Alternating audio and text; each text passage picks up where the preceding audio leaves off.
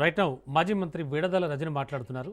Live లో చూద్దాం. స్వచ్ఛందంగా ప్రజలే వారి స్వహస్తాలతో చేసినటువంటి సంతకాలు ఇవేవో లోకేష్ గారు చెప్పినట్టుగా 10 లక్షలు 20 లక్షలు 60 లక్షలు అని చెప్పి వాళ్ళేదో వాళ్ళ యొక్క సభ్యత్వం గురించి చెప్పినటువంటి లాంటి మాటలు కావు.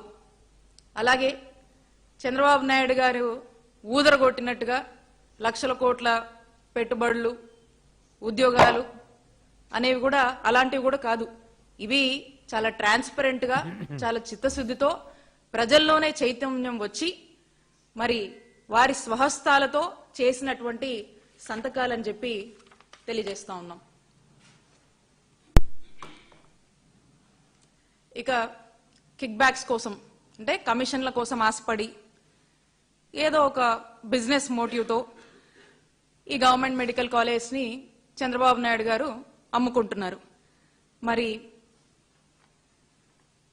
పేద విద్యార్థులకు వైద్య విద్యని దూరం చేస్తూ ఈ రాష్ట్రంలోని పేద ప్రజలకు వైద్యాన్ని పూర్తిగా ఫ్రీగా ఇచ్చేటువంటి వైద్యాన్ని దూరం చేస్తూ ఖరీదైనటువంటి చదువులుగా డాక్టర్ చదువులను మారుస్తూ వైద్యాన్ని కూడా ఖరీదైనటువంటి రీతిలో మరి ప్రైవేటైజేషన్ అని చెప్పి అనేక అనుమానాల్ని ప్రజల్లో కలిగిస్తూ ప్రజల్ని ఇబ్బందుల్లోకి నెట్టేస్తున్నటువంటి పరిస్థితి రాష్ట్రంలో నెలకొన్నటువంటి విషయం మీ అందరికీ తెలిసిందే.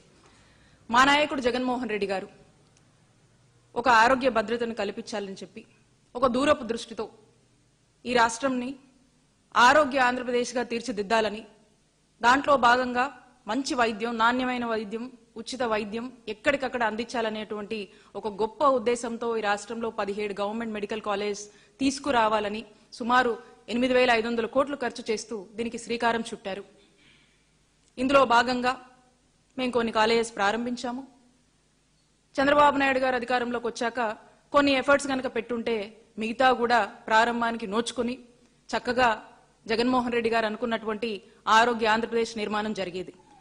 మరి ఈ రోజున చంద్రబాబు నాయుడు గారు జగన్ గారి ఆలోచనని జగన్ గారి దూరదృష్టిని వైద్య రంగాన్ని నీరుగారుస్తూ ఏ విధంగా అడుగులు వేస్తున్నారో అలాగే ఎలాంటి ప్రైవేటైజేషన్ అనే పేరుతో ఎలాంటి స్కామ్లకి దారితీస్తున్నారో మీరందరూ కూడా చూస్తా ఉన్నారు.